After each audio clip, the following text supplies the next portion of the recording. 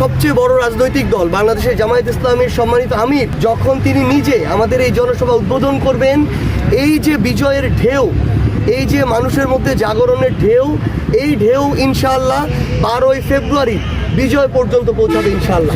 আগামীকাল 23 জানুয়ারি সকাল 9টায় পঞ্চগড়ের এই ঐতিহাসিক চিনিকল মাঠে বাংলাদেশ জামায়াত ইসলামীর সম্মানিত আমির তিনি আমাদের এই পঞ্চগড়ে আসছেন এবং আমাদের 10 দলীয় যে নির্বাচনী জোট, আমাদের এই ঐক্যবদ্ধ বাংলাদেশের যে জোট, এই জোটের উত্তরবঙ্গের প্রথম জনসভা আগামীকাল সর্ব উত্তরের জেলা এই পঞ্চগড়ের চিনিকল মাঠ দিয়ে শুরু হচ্ছে।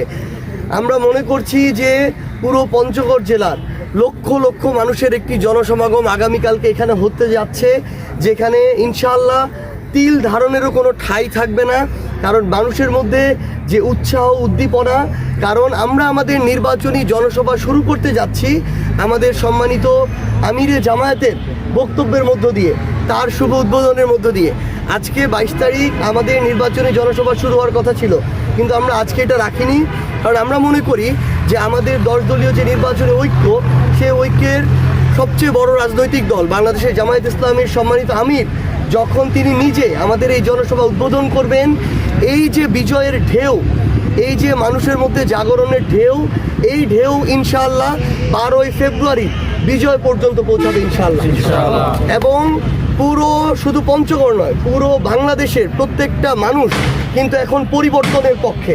প্রত্যেকটা মানুষ আগেকার যে সিস্টেমগুলো, ঘুণে ধরা সিস্টেম, যারা বারবার মানুষকে কথা দিয়ে প্রতারিত করেছে কিন্তু কথা রাখতে পারে নাই, যাদেরকে নির্বাচনের 1 মাস আগে বসন্তের কোকিলের মতো দেখা গিয়েছে, পরের 4 বছর 11 মাস আর খুঁজে পাওয়া যায় নাই, যারা এককভাবে 2-1টা মানুষ নিজেদেরকে জনগণের খুব কাছাকাছি হিসেবে রিপ্রেজেন্ট করে, কিন্তু মাঠ পর্যায়ের অনেক মানুষের দ্বারা সাধারণ মানুষ আবার দেখা যায় যে তারা নির্যাতিত হয়, জুলুমের শিকার হয়, হয়রানির শিকার হয়।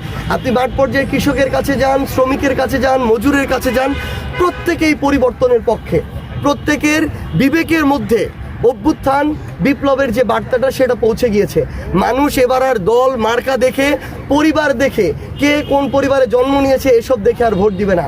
মানুষ এটা যাচাই করবে কাকে তারা সব সময় কাছে পাবে, কাকে কাছে পেয়েছে, কে তার উপকার না করতে পারলো অন্তত ক্ষতিটা করে নাই।